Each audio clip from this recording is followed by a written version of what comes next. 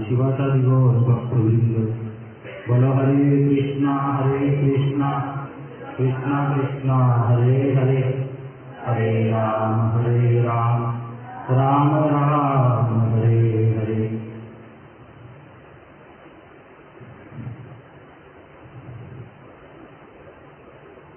श्री पुरुषोत्तम मास में हम पिछले 10 दिनों से श्रीमद् भागवत की कथा को श्रवण कर रहे हैं। आज 5वें अध्याय में श्री भरत महाराज जी की कथा को हम श्रवण करने का प्रयास करेंगे। तो 5वें अध्याय में भागवत जी के पंचम स्कंद में अध्याय बोल रहा, 5वें स्कंद में भरत महाराज जी की कथा आती है। और भरत महाराज पूरे इस देश के राजा थे, और जब वह राज सिंहासन पर बैठे तो उन्होंने अपने पिताजी द्वारा दिए गए, उनके पिता कौन है? भरत भगवान ऋषभ देव जी। ऋषभ देव जी कौन है? भगवान के एक अवतार हैं, इसमें बता रहे हैं। और उन्होंने अपने पिता, जिनका नाम है ऋषभ देव जी, उनसे जो उपदेश ग्रहण किए उसको पालन करने का प्रयास किया था। और वो उपदेश उनके पिताजी ने उनके 100 भाइयों को दिए थे, जिसमें से कुछ मुख्य उपदेश ऐसे हैं जो भागवत जी में बोल रहे हैं। ना अयम देहो देह भाजाम लीलोके काष्टान कामान अर्हते वीड भुजाम ये तपो दिव्यम पुत्र का ये तत्वम शुद्धिये यस्मात् ब्रह्म सौख्यम तु अनंतम। अभी हमारे वासुदेव प्रभु ने क्या बताया है?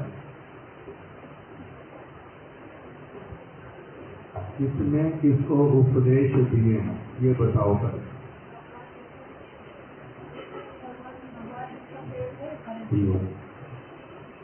श्रीमद् भागवत का 5वां स्कंद अभी प्रारंभ कर रहे हैं, और इस 5वें स्कंद के अंतर्गत जो ऋषभ देव जी हैं वो अपने 100 पुत्रों को, उनमें से भरत जो है वो प्रधान है,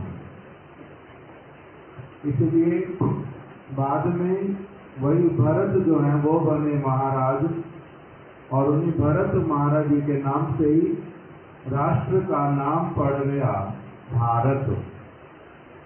तो वही ऋषभ देव जी ने अपने पुत्रों को जो उपदेश दिए थे, क्योंकि वो भगवान हैं, इसलिए उनके उपदेश भी जो है बहुत मूल्यवान उपदेश, बहुत सुंदर सुंदर उपदेश दिए ऋषभ देव जी ने। 5वें स्कंद में उसी का वर्णन आ रहा है। अभी जो उपदेश श्रवण करेंगे वो कौन दे रहे हैं? ऋषभ देव जी। किसको दे रहे हैं? अपने पुत्रों को उपलक्ष्य करके, किंतु वो सभी के लिए है उपदेश। केवल मात्र उनके लिए अगर होते तो भागवत में उसका उल्लेख नहीं होता, क्योंकि वो सभी मनुष्यों के लिए अत्यंत उपकारी उपदेश हैं। इसीलिए हम लोग भी उसको कुछ कुछ अभी श्रवण करें।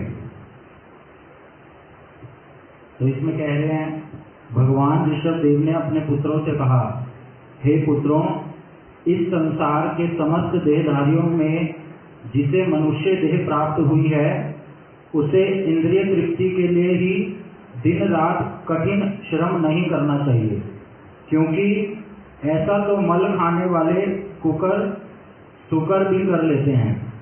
मनुष्य को चाहिए कि भक्ति का दिव्य पद प्राप्त करने के लिए वह अपने को तपस्या में लगाए।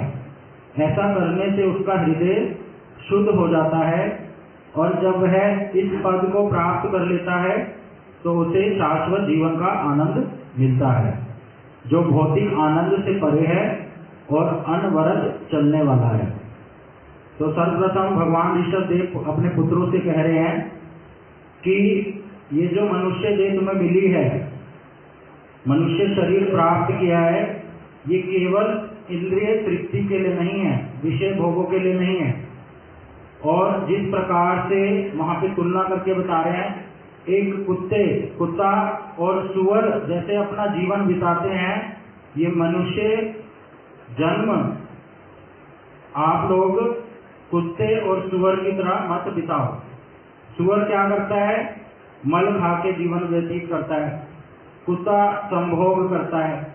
तो वहां पर टीका में तुलना करते हुए बता रहे हैं कि जो कुत्ते, सुअर, पशु की इत्यादि की तरह मनुष्य जीवन नहीं है।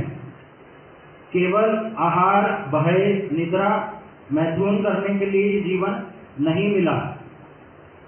पशु भी आहार करते हैं, मनुष्य भी करते हैं। पशु भी निद्रा मतलब सोते हैं और मनुष्य भी सोते हैं। पशु भी क्या करते हैं? उनको भय लगा रहता है दूसरी पशुओं से, मनुष्य को भी भय रहता है हर समय दूसरे जीवों से। अनेक अनेक प्रकार के भय होते हैं हृदय में। और पशु भी संभोग करते हैं और मनुष्य भी इसी प्रकार से करते हैं। तो अंतर कहाँ पर है? तो अगर आप अपने मनुष्य जीवन में पशु के प्रकार कुत्ते और सुअर की तरह ही ऐसा करोगे तो वो ठीक नहीं है। एक व्यक्ति क्या करता है? पूरा दिन, इसमें टीका में बता रहे हैं, नौकरी के लिए जाता है और अपने पुत्र परिजनों, अपनी पत्नी का पालन पोषण के लिए पूरा दिन कमाई करता है। फिर रात को आके क्या करता है? कुछ खाता पीता है, फिर संभोग करके निद्रा मतलब सो जाता है।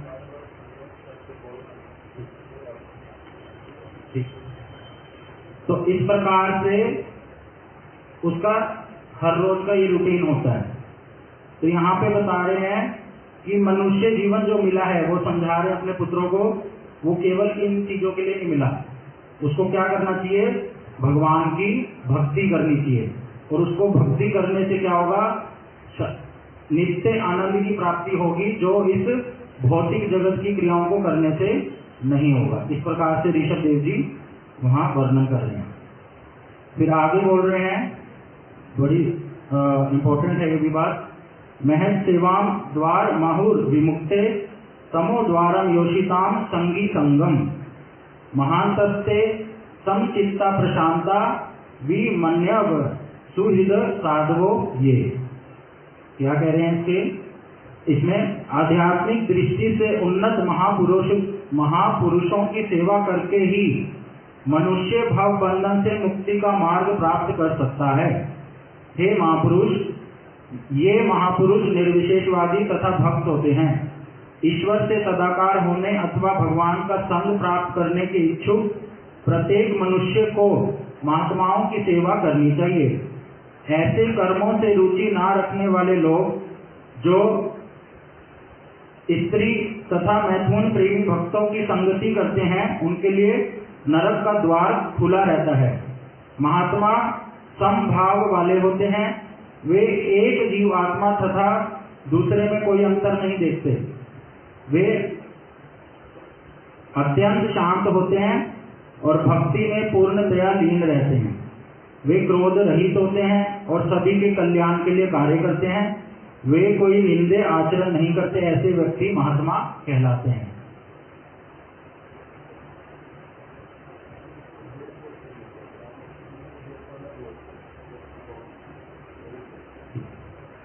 तो यहाँ पर मेन बात यहाँ पे ये बोल रहे हैं कि हमें महज संग करना चाहिए, महात्माओं का संग करना चाहिए, जो भगवान के क्या है, भक्त हैं। यहाँ पर मेन बात यही बोल रहे हैं ऋषभदेव जी की ऐसे भक्तों के संग से ही हमें ये पता चलेगा कि ये मनुष्य जीवन का सार्थकता किसमें है, उसका गोल क्या है, उसको कैसे हमें मनुष्य जीवन को जीना चाहिए। केवल पशुओं की तरह नहीं जीना चाहिए। ये कौन हमें सिखलाएगा? जो भगवान के क्या है, भक्त। फिर आगे उन्होंने बोला कि एक मनुष्य का जो जीवन है वो धन उपार्जन में ही निकल जाता है। साथ साथ बोलो भाई। महत सेवाम द्वार माहुर विमुक्त समोद्वारम योषितां संगी संगम महांतस्ते समचित्ता प्रशांता विमन्यवा सुहृदा साधवो ये। देखो भागवत के इस श्लोक में क्या बता रहे हैं। इससे पहले वाला भी एक श्लोक, 2 श्लोक अभी हम लोगों ने श्रवण किए। पहले श्लोक में ऋषभ देव जी ने बता दिया कि हे मेरे पुत्रों, देखो अच्छी तरह से समझो इस बात को कि जो मनुष्य का शरीर मिला है, इसमें ऐसे वाला कोई काम करो जो कि और शरीर वाले प्राणी नहीं कर सकते। किस किस का बताया? उन्होंने 2 नाम बताए थे पशुओं के। कौन से पशुओं के नाम बताए? कुकुर और शुकुर। शुकर, कुकुर मतलब कुत्ता और शुकर मतलब सुअर। 2 नाम बता दिए, किंतु सभी पशुओं का उसमें आ गया, सभी पक्षियों का भी आ गया, और जो जल के भीतर में प्राणी रहते हैं उनका भी आ गया। अर्थात 84 लाख योनियों में जितने सारे जीव रहते हैं वो ऐसे वाला एक काम है जो कि कोई भी नहीं कर सकता। केवल कौन कर सकता है? मनुष्य। तो कह रहे हैं मनुष्य शरीर प्राप्त करके हे पुत्रों, वही वाला कार्य जो है उसको करना ही उचित है। बाकी सारे कार्य तो किसी भी योनि में किए जा सकते हैं। इसीलिए जो मनुष्य शरीर में करना उचित है वो कार्य कौन सा बताया? बाकी सारे कार्य तो सभी करते हैं, कोई ऐसा नहीं है। मनुष्य भी करता है और सारे और प्राणी भी करते हैं। आकाश में कौन से प्राणी रहते हैं? पक्षी इत्यादि। जल के भीतर कौन रहते हैं? मछली इत्यादि, मगरमच्छ इत्यादि। उनका भी बहुत बड़ा संसार है नीचे। और भूमि के ऊपर भी बहुत प्रकार के पशु रहते हैं, उनका भी अपना संसार है। वृक्ष इत्यादि भी हैं, उनका भी अपना संसार है। और सभी के सभी एक काम सारे प्राणी करते हैं। एक काम नहीं, बाकी सारे काम सभी प्राणी करते हैं। एक ऐसा काम है जो केवल मनुष्य कर सकता है। उसके लिए क्या बताया कि मनुष्य भगवत भजन कर सकता है। मनुष्य दिव्य जो भगवत अनुशीलन वो कर सकता है।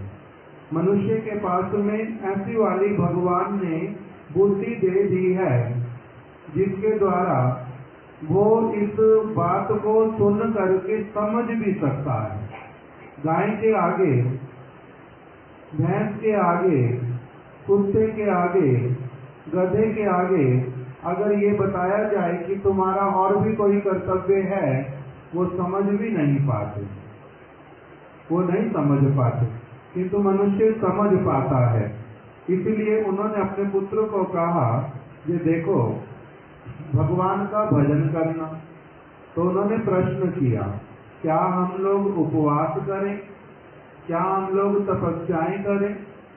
तो कहते देखो उपवास और तपस्याएं करने से भी काम नहीं चलेगा, क्योंकि बहुत सारे ऐसे प्राणी हैं जो अनाहार बहुत दिन तक रहते हैं, और वर्षा को, गर्मी को सहन करने वाले भी बहुत सारे लोग हैं। किंतु मनुष्य होकर के क्या करना चाहिए? हमारे में ज्ञान को प्राप्त करने की, उसको समझने की योग्यता है, उस कार्य को करना चाहिए। उस कार्य को करना चाहिए, इसलिए उसके बाद में बतलाया कि शुगर आदि देह के द्वारा जो वस्तु प्राप्त नहीं की जा सकती और जो मनुष्य देह के द्वारा ही प्राप्त की जा सकती है, उसी के लिए चेष्टा करना उचित है।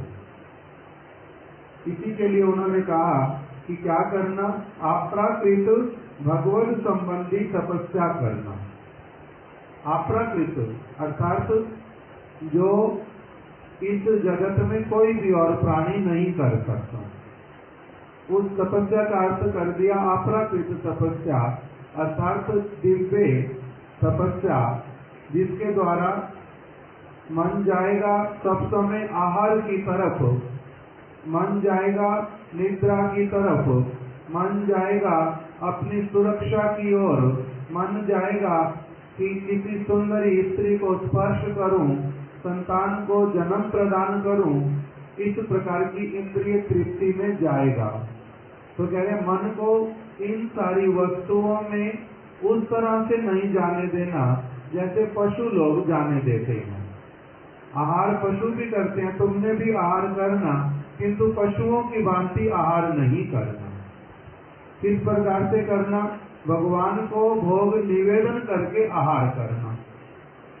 फिर नींद में जाना, नींद करना, विश्राम करना, कोई बात नहीं, किंतु किस लिए करना, ताकि अगले दिन में भगवान की फिर से ठीक से सेवा करने के लिए प्रस्तुत हो जाऊं। भय भी रखना, किंतु मनुष्य होकर के किस चीज का भय रखना कि मेरा ये जीवन व्यर्थ ना चला जाए, इस चीज का भय करना। और भगवत भक्त, भगवान की बात सुनने वाले अधिक से अधिक लोगों का वृद्धि हो, इस प्रकार की चेष्टा करना। इस प्रकार से अपने पुत्रों को उपदेश दिया पहले वचन में। दूसरे वचन में क्या कहा, जो हमने अभी श्लोक बोला था, कह रहे अगर एक व्यक्ति इस प्रकार से करता है, जो चार चीजें अभी बतलाई, कौन कौन सी, आहार कैसे वाला करना, जो वस्तु भगवान ने ग्रहण की है उस वस्तु को ही ग्रहण करना, प्रसाद पाना, भोग भगवान को देना, स्वयं भोग अपना लगाना नहीं, अपने आप को भोग नहीं लगाना, अपने लिए नहीं पकाना, भगवान के लिए पकाना और भगवान का ही प्रसाद पाना। और दूसरा क्या था, निद्रा, विश्राम करना।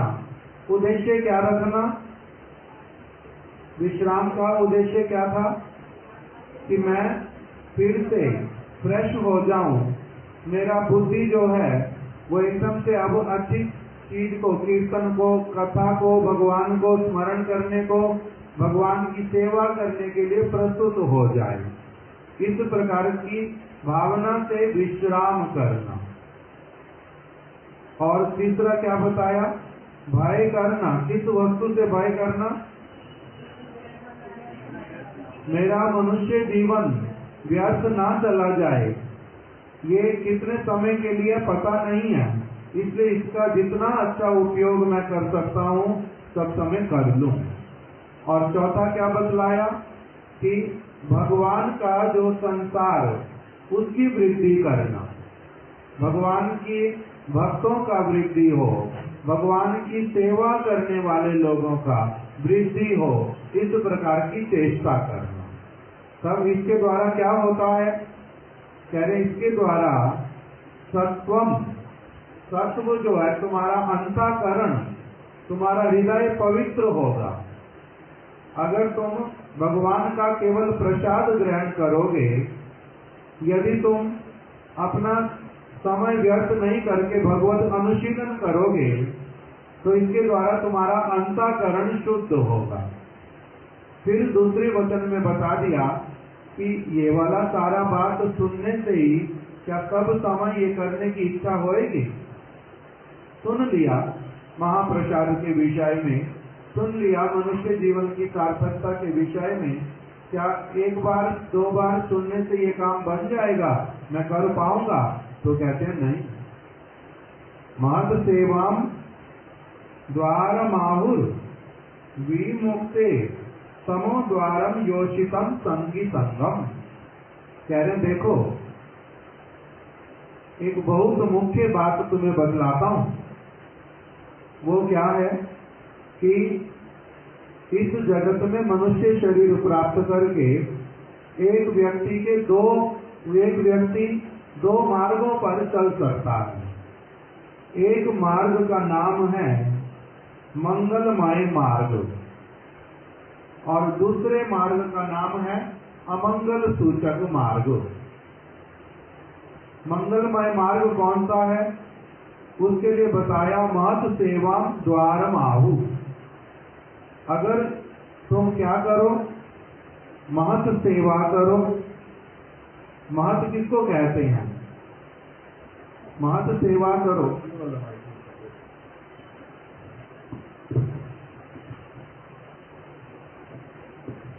महत सेवा करो। महत सेवा करने से, महत सेवा मतलब उनका संग करना, उनकी बात श्रवण करना इत्यादि इत्यादि। तो महत सेवा जो है वो करनी। किंतु महत किसको कहते हैं? कहते हैं जो व्यक्ति क्या है?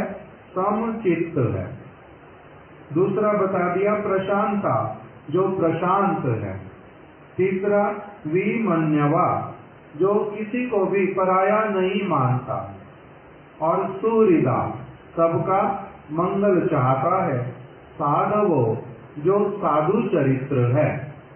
ऐसे वाला जो व्यक्ति, इसको कहते हैं, ये कौन है? महत पुरुष है। इस प्रकार के व्यक्ति के संग के लिए प्रार्थना करना, अगर मिल जाए उनका सेवा और संग इत्यादि करना।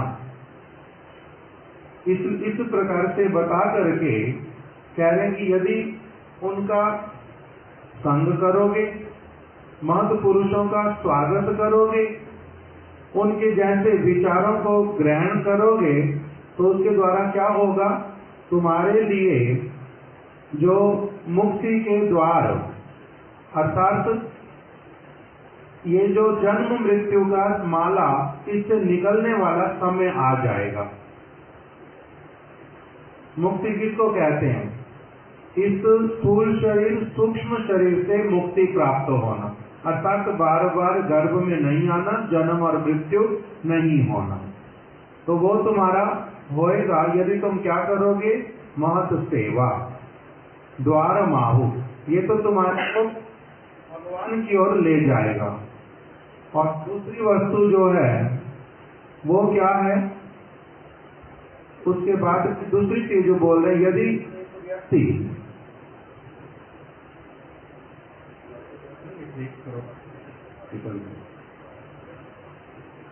हो जाते हैं 1-2 दिन में।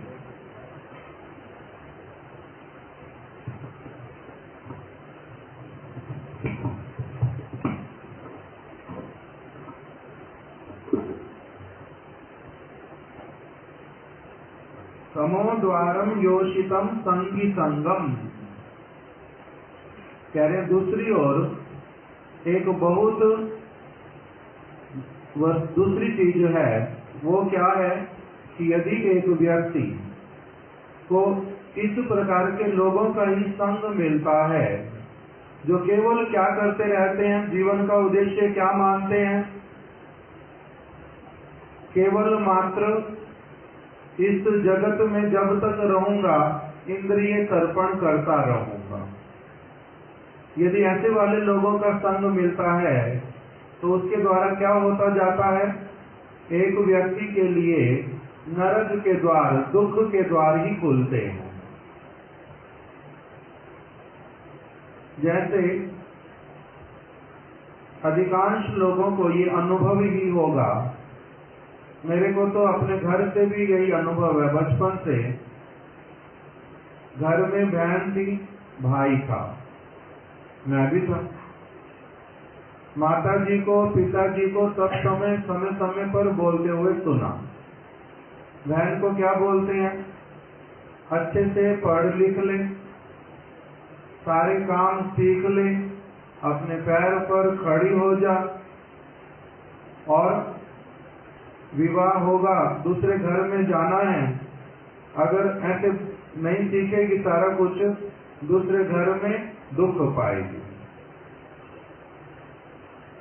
बचपन से ही क्या बोलते हैं, क्या करना है, विवाह करना, विवाह की बात ही बोलते हैं।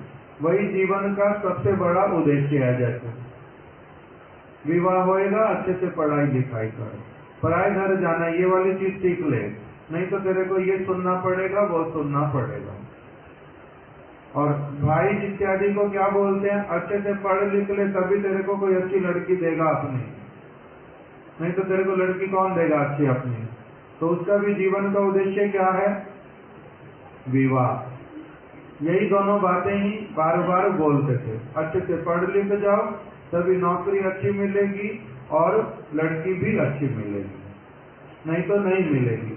तो अगर इस प्रकार का घर से ही संग केवल, अब यहाँ पर ऋषभ देव जी भी तो पिता है ना, वो भी अपने पुत्रों को ही उपदेश दे रहे हैं, और एक हमारे भी माता पिता, उन्होंने भी उपदेश किया, जहाँ तक उनकी अपनी समझ है वो अपना अच्छा ही बोल रहे हैं, उनके अनुसार कहाँ खराब बोल रहे हैं।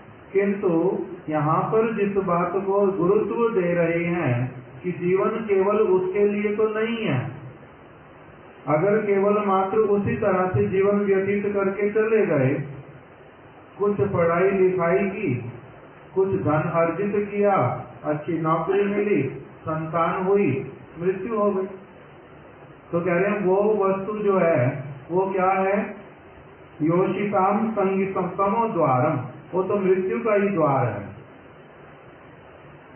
वो तो तमो गुण में डालने वाला है, अर्थात पुनः पुनः गर्भ में छोड़ने वाला है। नरक का द्वार है, मतलब पुनः तुम्हारे को फिर से जहाँ पर मल मूत्र इत्यादि है वहीं पर तुम्हें डालेगा।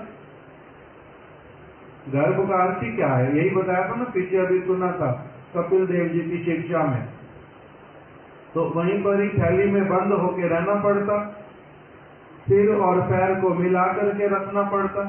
इस जगत में भी फिर अलग अलग प्रकार के दुख और सुख भोगने पड़ते, चाहे मनुष्य शरीर हो, पशु का, पशुओं की तो अवस्था और भी खराब, उनके पास तो कोई किस बात करने के लिए, समझने समझाने के लिए भी नहीं है, केवल भोगने के लिए ही है। तो इसीलिए मनुष्य शरीर प्राप्त करके भी कह रहे हैं केवल मात्र जीवन का उद्देश्य वही वाला नहीं रखना, नहीं तो वो तो नरक का द्वार है। नरक का द्वार किसको कहा, योषिताम संगी संगम, पुरुष के लिए स्त्री का, स्त्री के लिए पुरुष का। कह रहे केवल मात्र यदि वही संग ही सब कुछ माना जाए तो वो तो नरक का द्वार है, वो तो तुम्हारे को पतित करने वाला, नरक का द्वार अर्थात पतित करने वाला है, तुम्हारे समय को बहुत सारा नष्ट करने वाला है। इस प्रकार का अपने पुत्रों को उपदेश दिया कि साधु जो हैं उनका संग करो, जो भगवान के प्रति निष्ठा युक्त होंगे, जो अक्रोधी होंगे, जो सारे प्राणियों का हित चाहते होंगे, जो अदोष दर्शी होंगे, ऐसे वाले जो साधु पुरुष हैं उनको ही क्या जानना, महत्व जानना और उनका पदानुसरण करना। वो तुम्हारे को कभी भी संसार में केवल मात्र फंसाने वाली वस्तुओं का उपदेश नहीं करेंगे, वो तुम्हें उपदेश नहीं करेंगे इस प्रकार का। हमारे गुरुदेव के पास में अलग अलग भक्त लोग आ जाते हैं, किसी न किसी प्रकार से आने पर बहुत बार ऐसा होता कि कोई कोई भक्त आकर के बोलता, गुरुदेव मेरे को आशीर्वाद दे दो, मैं विवाह करूंगा। गुरुदेव बोलते हैं कि देखो भाई, ये वाला आशीर्वाद मेरे से कभी नहीं मिलेगा, ये वाला आशीर्वाद मैं कभी नहीं दूंगा। मैं जानता हूं कि उस तरफ जाने से तुम्हारा बड़ा सारा समय नष्ट होएगा, तुम्हारे को अभी नहीं पता चल रहा, धीरे धीरे बाद में पता चलेगा कि घर में ये वाली वस्तु भी चाहिए, ये भी चाहिए, ये भी चाहिए, उसके लिए परिश्रम करो, कहीं ना कहीं से लेके आओ। और फिर बच्चों को पढ़ाना है, बच्चों का कैरियर होना चाहिए अच्छा, बच्चे ये होने चाहिए, वो होने चाहिए, उस चीज का चिंता, उनका विवाह अच्छी जगह होना चाहिए, नहीं होएगा तो अलग प्रकार की असुविधा आएगी, उस सारी चीज में ही जाओगे। अनुकूल क्या है कि संसार जितना सीमित हो उसी प्रकार से भगवान केंद्र रहे तुम्हारे जीवन में। मैं क्यों तुम्हारे को कहूँ कि आशीर्वाद देता हूँ जाओ विवाह करो, मैं आशीर्वाद नहीं दे सकता। नहीं गुरुदेव आप आशीर्वाद नहीं दोगे तो कैसे चलेगा, विवाह तो मैंने करना, विवाह तुम करो किंतु मैं इसमें सहमति नहीं दूंगा, सहमति नहीं दूंगा। मैं तो यही कहूंगा अगर बच सकते तो बहुत अच्छा, नहीं तो उस तरफ क्यों जाना। इस प्रकार से गुरुदेव बोल देते। कभी कभी कार्तिक के समय में बोलते, सभी जगहों से लोग आते हैं, बहुत सारे युवक और युवतियां भी आते हैं, तो गुरुदेव बोल देते थे कि देखो भाई मैंने यहाँ पर तुम लोगों को भगवान का भक्ति कराने के लिए बुलाया है, मैंने तुम लोगों को यहाँ पर लड़का लड़की पसंद करने के लिए नहीं बुलाया,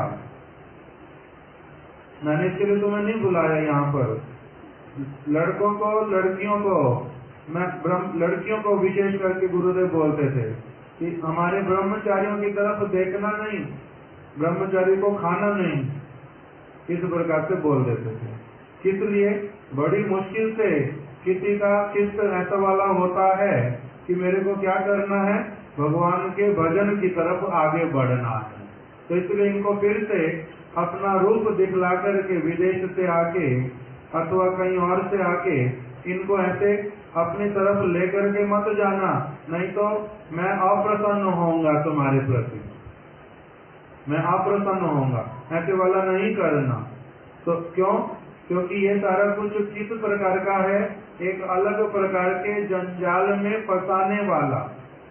कल हमने सुना था कि एक व्यक्ति को जब भगवत ज्ञान हो जाता, सद उपदेश प्राप्त हो जाते हैं, जैसे प्रचेता इत्यादि को, प्रहलाद महाराज जी को जब उन्होंने भगवान को प्रसन्न कर लिया, उनको पता चल गया ठीक ठीक समस्त वस्तुओं का, तब यदि उन्होंने विवाह किया तो उनका विवाह जो है वो निर्दोष था।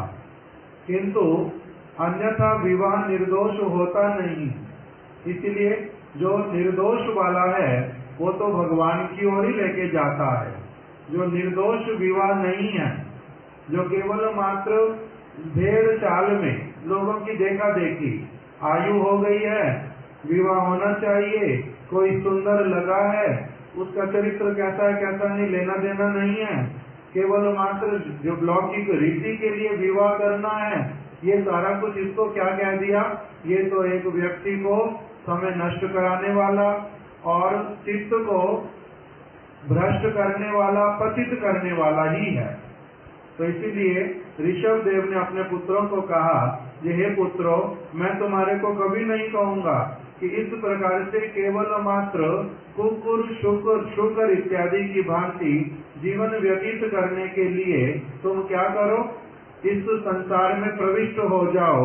मैं तुम्हारे को ऐसा उपदेश नहीं करूंगा, क्योंकि वो तो क्या है, अगर इस प्रकार की चर्चा करने वाले लोग योषित संगी संगम,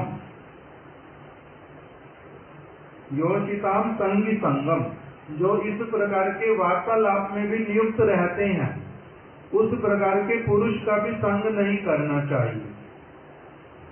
इसमें स्त्री के लिए पुरुष, पुरुष के लिए स्त्री, सभी के लिए है कि कोई भी व्यक्ति केवल मात्र यदि जीवन का उद्देश्य इस प्रकार से ग्राम्य वार्ता में व्यतीत करना समझता है, तो इसका अर्थ है वो अपने आप को किस तरफ धकेल रहा है, अपने मनुष्य शरीर से मनुष्य होकर के जो ऊंचा पद प्राप्त कर सकता है, वो उसकी ओर चेष्टा नहीं करके उल्टा जो मिला उससे भी नीचे की ओर जाने की तैयारी कर रहा है। जिस स्थान तक पहुंचा वहीं तक भी नहीं रह पा रहा, ऊंचा जाने की तो बात ही नहीं, उल्टा निम्न गति उसकी हो रही है। इससे पुत्रों को आदेश किया कि ऐसे वाला बिल्कुल भी नहीं करना। आगे बताओ।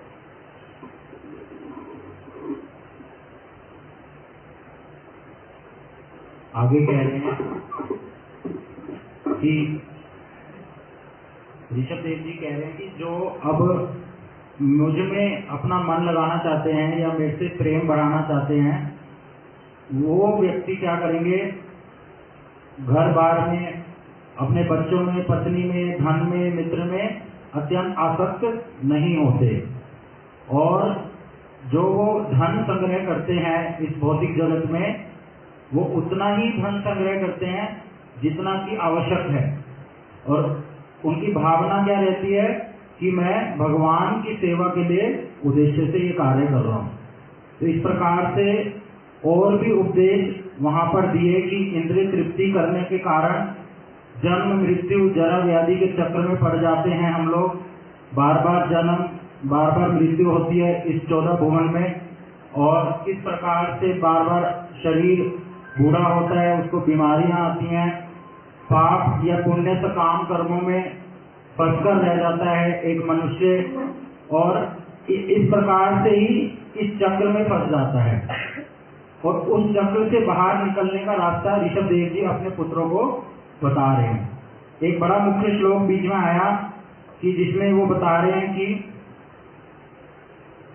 गुरु न सस्यात्, स्वजनो न सस्यात्, पिता न सस्यात्, जननी न सास्यात्, दैवम न तस्यात्, पति न स्यात्, न मोचेद समुपेत मृत्यु। तो यहाँ पर श्री ऋषभ देव जी कह रहे हैं कि वो गुरु नहीं है, वो स्वजन नहीं है, वो पिता और माता नहीं है, और वो देवता पति नहीं है, वो ये सब जो अपने स्वजन की रक्षा मृत्यु से नहीं कर सके। अर्थात जैसे अभी हमने सुना कि जैसे ऋषभ देव जी हैं वो पिता हैं, और यहाँ टीकाओं में कई बार बता रहे हैं कि पिता होने का कर्तव्य वो पूर्ण रूप से निभा रहे हैं, अपने पुत्रों को क्या उपदेश देकर कि मनुष्य जीवन का क्या लक्ष्य है ये सिखला रहे हैं ठीक ठीक से, कि केवल बाहरी चीजों में नहीं रहना, भगवान का भजन करने के लिए जिसके लिए ये जीवन मिला है उसको ठीक ठीक रूप से करना। तो यहाँ पर जैसे बलि महाराज जी का उदाहरण दे रहे हैं कि बलि महाराज जी ने अपने गुरु शुक्राचार्य जी का त्याग कर दिया। क्यों? क्योंकि शुक्राचार्य जी उनको भगवान की सेवा करने से रोक रहे हैं। तो ऐसे गुरु ठीक नहीं है जो भगवान की सेवा से रोके। गुरु वो हैं जो भगवान की सेवा करना, भगवान से कैसे प्रेम किया जाता है, भगवान की कैसे सेवा की जाती है, ये सिखलाते हैं।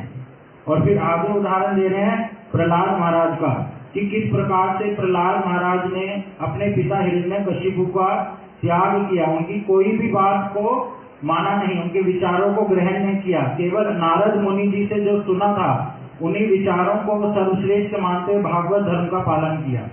तो उन्होंने इस प्रकार से अपने पिता का त्याग किया।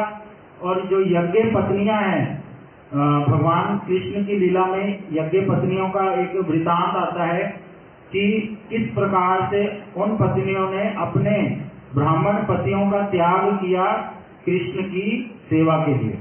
तो इन उदाहरणों के माध्यम से यहाँ पर सिखला रहे हैं कि जो व्यक्ति हमारे को भगवान के भजन में सहायता ना करे वो लोगों का हमें संग नहीं करना चाहिए। हमें उन गुरु का किसने त्याग किया? बलि महाराज जी ने। किंतु गुरु का त्याग करना उचित है? गुरु का त्याग करना चाहिए या नहीं करना चाहिए?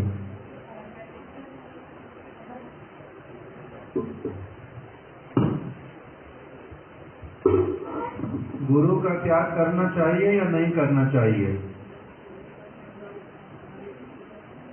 विशाल प्रभु ने बोला नहीं करना चाहिए। सदगुरु का त्याग नहीं होता। यदि वही सदगुरु कोई ऐसी क्रिया करते हैं जो गुरु को शोभा नहीं देती, तब फिर उनको गुरु कहा ही नहीं जाता, उनका त्याग करना ही उचित होता है। ऐसे वाले शास्त्रों में उपदेश भी दिए और उदाहरण ये वाला दे दिया।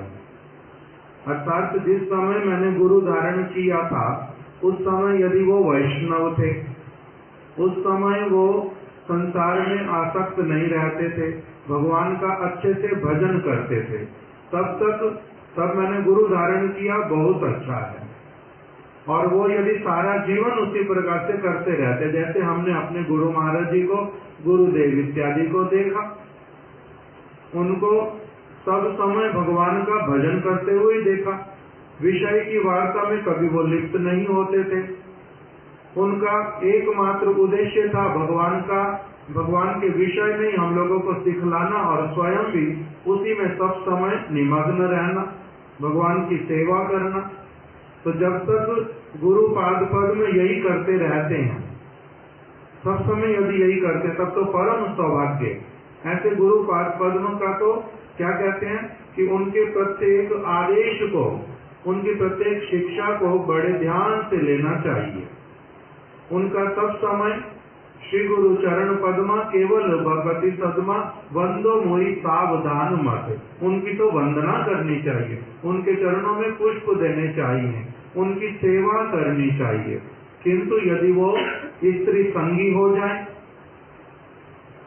बाद में यदि पतित हो जाए, स्त्रियों का संग करने लगे, अथवा सब समय संसार के विषयों में ही फंसे रहें, अथवा जो साधु पुरुष है उनकी निंदा ही करते रहें, तो ऐसे वाला जो गुरु है फिर उनको क्या करना पड़ता, उनको छोड़ करके फिर से शुद्ध गुरु को धारण करना पड़ता है।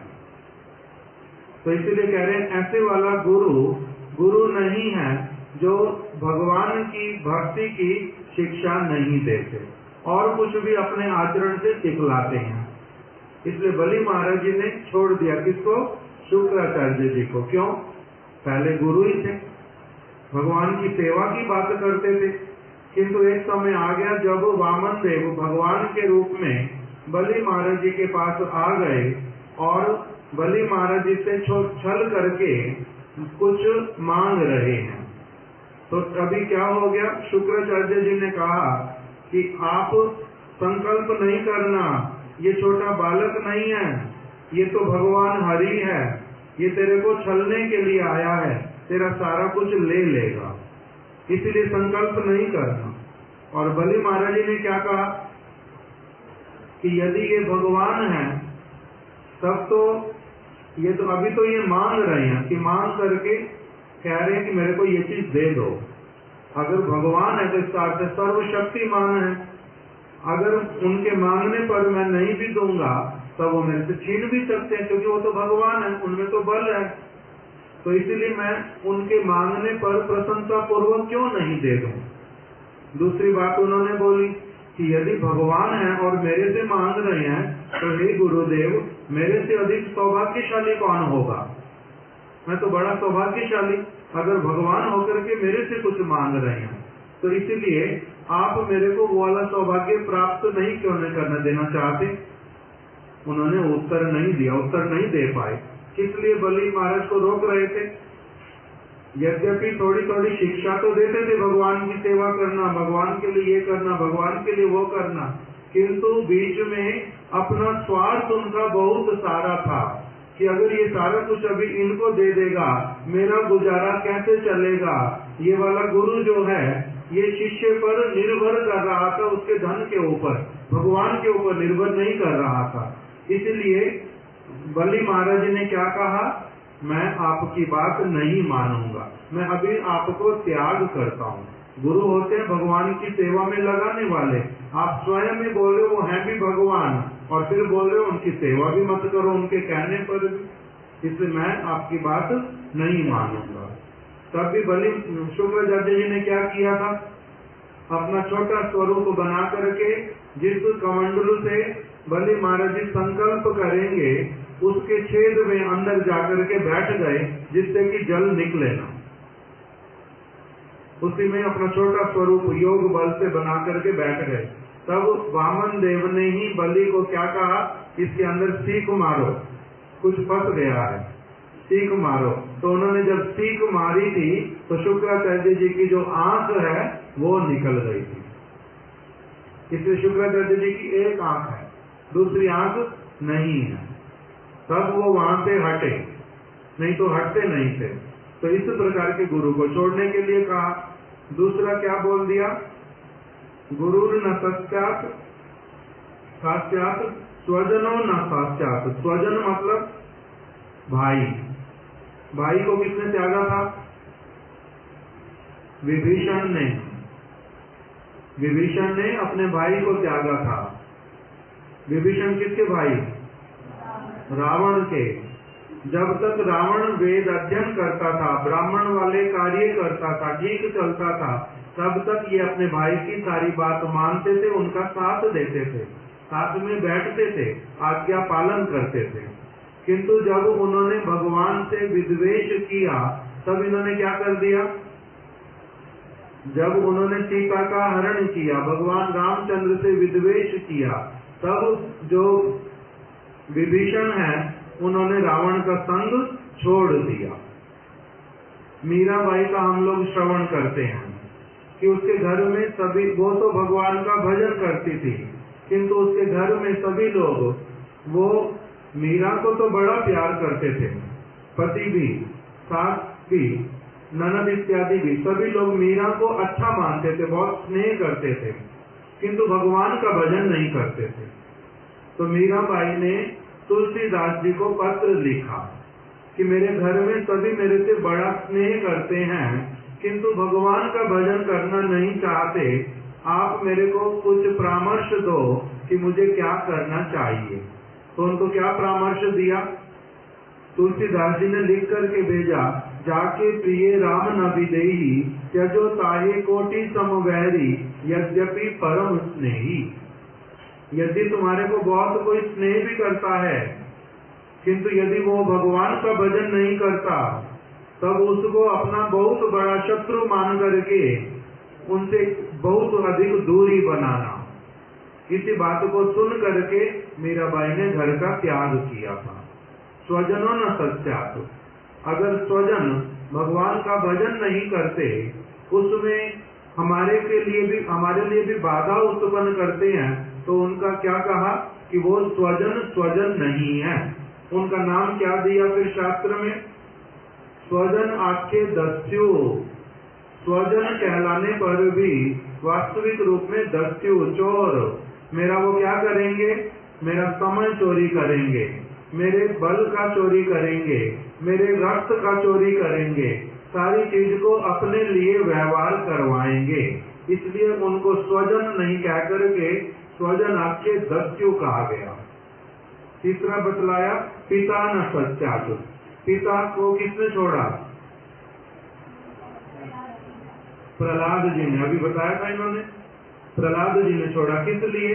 क्योंकि वो भगवान विष्णु के विरोधी, भगवान के विरोधी, जिन्होंने उनको शरीर दिया, जिन्होंने उनको मन दिया, जिन्होंने उनको राज्य दिया, जिनकी सारी संपत्ति, सब कुछ जिनका, उन्हीं से ही क्या करते हैं? जो विद्वेष करते हैं। ऐसे वाले पिता हिरण्यकश्यपु को इन्होंने कभी भी पिता कह के पुकारा तक भी नहीं। इन्होंने सदैव उनको क्या कहा? असुर वर्य। आप असुरों में श्रेष्ठ हैं, कोई पिता होने के योग्य हैं। पिता वाला आपने, वो उनको गोदी में तो बिठाते थे, उनकी पढ़ाई लिखाई की चिंता भी करते थे, अच्छी चीजें सीख जाए, अस्त्र विद्या, शस्त्र विद्या सीख जाए, ये सारा तो उन्होंने प्रयास किया। इसे गुरुकुल में भेजा, गोदी में बिठाते हैं, प्यार करते हैं, बड़ी अच्छी तरह से मीठी मीठी बातें पूछते हैं, उसको नहलाते धुलाते हैं अपने हाथों से, सारा पिता वाला काम तो करते हैं।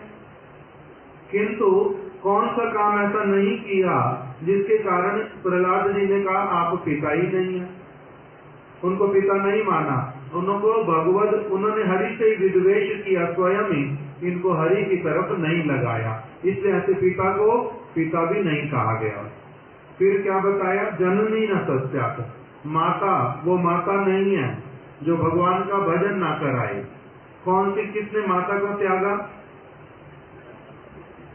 माता को किसने त्यागा? भगवान रामचंद्र के भाई भरत जी ने उनकी माता का नाम क्या है? कैकई। वो कैकई ने क्या किया था? भगवान रामचंद्र जी को वनवास और मेरा जो पुत्र है उसको क्या करूंगी? राज सिंहासन पर बिठाऊंगी। भगवान के प्रति विद्वेष और अपने बालक के प्रति क्या है? स्नेह। ऐसे वाली माता जो कि भगवान को अच्छी चीज देना नहीं चाहती, भगवान से संबंध रखना नहीं चाहती, भगवान के लिए कुछ नहीं करना चाहती और अपने पुत्र के लिए करना चाहती है, तो उसको क्या कहा गया? वो माता माता नहीं। किस प्रकार की सारी बातें, इनका पालन करना सहज है?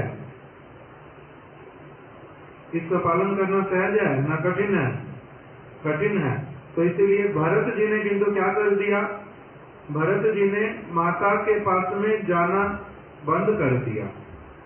रामचंद्र जी ने एक दिन उनको कहा कि भरत, मैंने तो तुम्हारे से जीवन में कभी कुछ मांगा नहीं आज तक, किंतु अब एक चीज मांगना चाहता हूँ।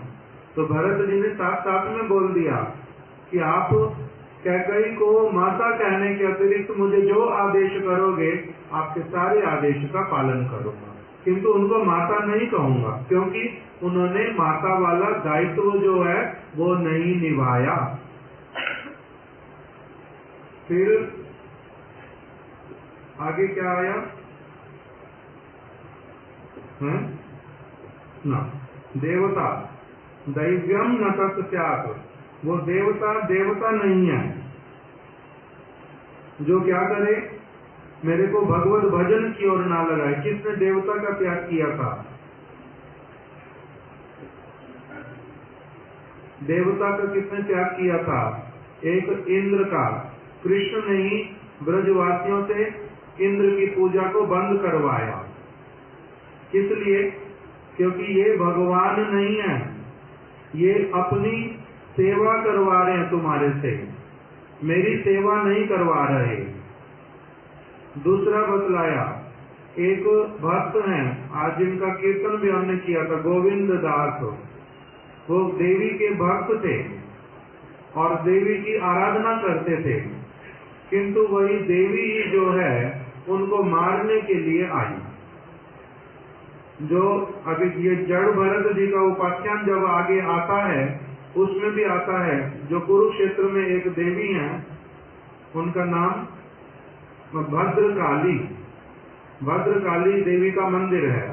वो भद्रकाली के सेवक लोग उनकी बहुत सेवा करते थे, किंतु एक दिन वो देवी ने देखा कि ये तो भगवान के भक्त जड़ भरत को पकड़ करके ले आए हैं, उसको अभी मारेंगे तो इससे मेरे को तो मेरी शिकायत भगवान तक पहुंच जाएगी, मेरे को बीच में असुविधा होगी। इसलिए उस देवी ने अपने ही सारे जो भक्त थे वर्षों वर्षों से उन सबको मार डाला। तो देवी भी मार डालती है भक्तों को। कि कौन से भक्तों को? जो भगवान का भजन नहीं करते। शंकर जी की आराधना करता था कंस, किंतु शंकर जी ने उसकी रक्षा नहीं की। शंकर जी ने भक्त को छोड़ दिया। भक्त को देवता अपने भक्त को छोड़ देते और भक्त जो हैं वो उसको देवता को छोड़ने का नियम है यदि वो भगवान के भजन में ना लगाए।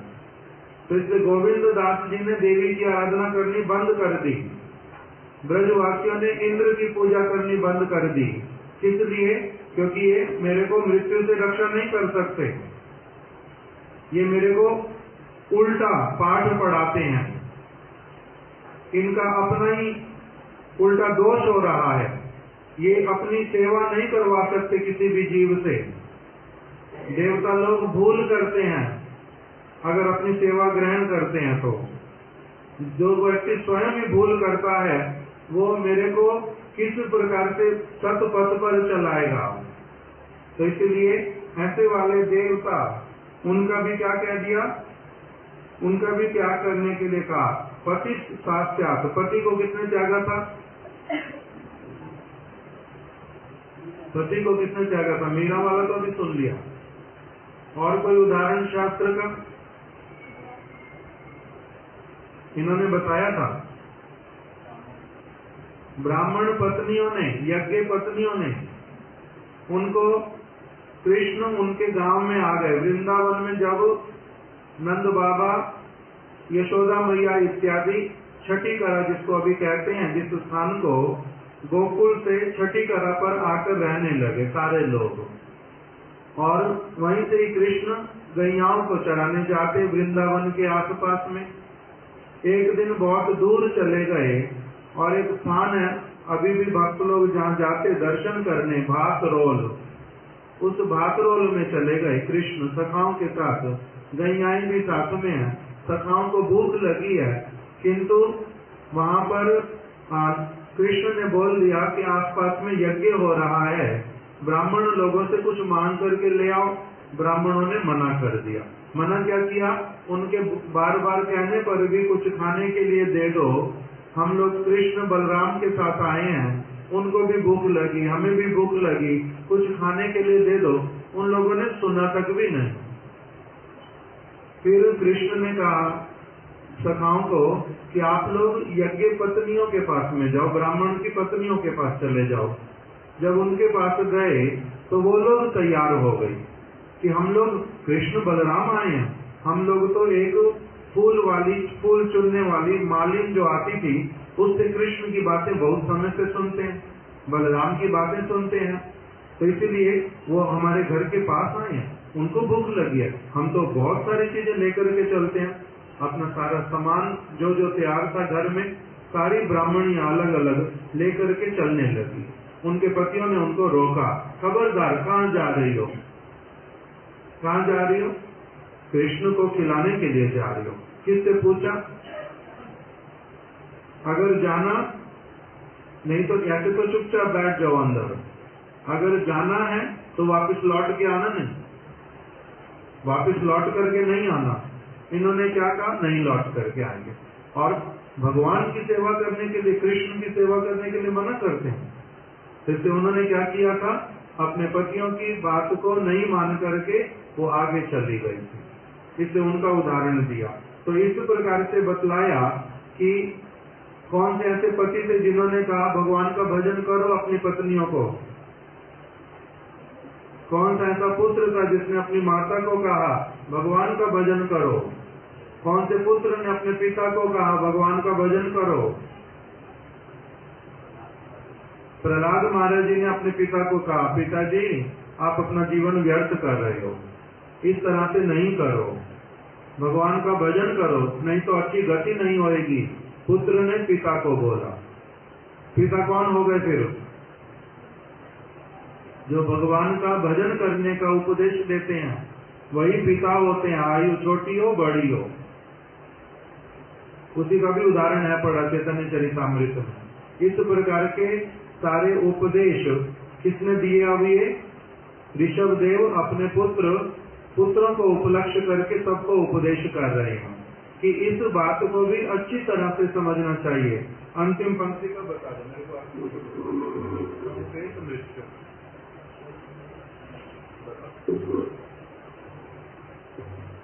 नाम मोचेद समुपेद मृत्युम, तो वहाँ पे वर्णन है कि ये जो अभी सारे उदाहरण सुने, गुरु है या कोई पिता है या पति है, वो अगर मृत्यु से रक्षा ना कर सके, अर्थात मृत्यु से मतलब, मृत्यु कहने का मतलब ये जो जन्म मृत्यु का जो चक्र है, इससे जो रक्षा ना प्राप्त कर सके, और रक्षा कैसे होगी? जो भगवान का हमें भजन करना सिखाएगा, उसी से ये जो मनुष्य चक्र है उससे हम बच सकते हैं। इस प्रकार से यहाँ उपदेश दिए उन्होंने।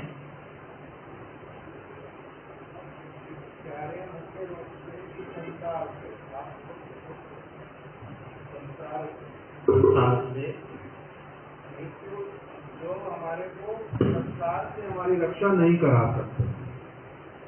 संसार में हम फंसे हुए हैं, हम स्वयं ही बहुत सारे विषयों में फंसे हुए हैं, जो उन विषयों से हमें निकाल नहीं सकता। वो गुरु कहलाने योग्य नहीं, पिता कहलाने योग्य नहीं, माता कहलाने योग्य नहीं, पति कहलाने योग्य नहीं, और स्वजन कहलाने योग्य नहीं, माता कहलाने योग्य नहीं, देवता कहलाने योग्य नहीं। जो क्या नहीं करे, मेरे को इस संसार में जिसमें मैं बार बार कष्ट पा रहा हूँ, इस संसार से निकलने का जो मेरे को मार्ग ना दिखलाए, इस संसार से उद्धार प्राप्त करने में मेरी जो सहायता ना करे, मेरे को और जिस किसी चीज में कोई सहायता क्यों ना करता हो, किंतु यदि इस चीज में सहायता नहीं कर पाता अथवा बाधा देता है, तो वो तो और भी अधिक खराब वाला हो जाता है। एक है सहायता नहीं कर पाते, दूसरे हैं सहायता तो करेंगे नहीं, बाधा भी उल्टा और देंगे। तो इस प्रकार के किसी भी व्यक्ति को वो उन्होंने कह दिया, यदि मैं भी ऐसा निकलूं तुम्हारे लिए, हे मेरे पुत्रों, मैं ऋषभ देव, यदि किसी समय मेरी मति खराब हो जाए और मैं तुमको कहूँ कि भगवान के भजन के अतिरिक्त तो और भी कुछ करना है, तो तुम मेरा भी पूर्ण रूप में त्याग कर देना। तुम्हारी माता भी अगर तुम्हें ऐसा कोई उपदेश करे जो भगवान की भक्ति के विरुद्ध हो, तो तुम उसका भी त्याग कर देना। तुम्हारा पति हो, पत्नी हो, पुत्र हो, जो कोई भी क्यों ना हो, उसका संग नहीं करना, नहीं तो वो क्या है, नरक का द्वार है। इसलिए महत् संग करना, पति के रूप में, पत्नी के रूप में, स्वजन के रूप में जो कोई भी व्यक्ति हो, उसको क्या करना, वो महत् उपदेश उसको, या तो वो सुनने वाला हो या फिर तुम सुनाने वाले, वो सुनाने वाला हो या सुनने वाला हो, तब उनके साथ में संबंध जो है वास्तविक रूप में रखना। अन्यथा केवल व्यवहारिक संबंध तक ही छोड़ देना, उससे आगे वाला संबंध आसक्ति वाला, ममता वाला नहीं रखना। इस प्रकार का उपदेश किया। आज हम लोगों ने ये 2-3 श्लोक के माध्यम से ऋषभ देव जी के अपने पुत्रों को दिए गए उपदेश को श्रवण किया। उनके सर्व प्रधान पुत्र, उनका नाम भरत जी, कल हम लोग उनके विषय में श्रवण करेंगे। आज यहीं तक कथा को रख देते हैं। गोवर्धनधरं वंदे गोपालं गोपरूपिणं गोकुलो उत्सवमीशानं गोविंदं गोपिकाप्रियं गोवर्धनधरं वंदे गोपालं गोपरूपिणं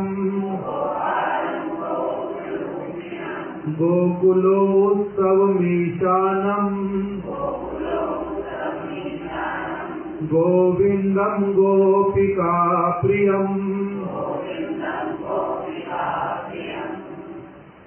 आ जाओ, सभी लोग अभी दीपदान करेंगे, उसके बाद में सभी प्रसाद ग्रहण करेंगे।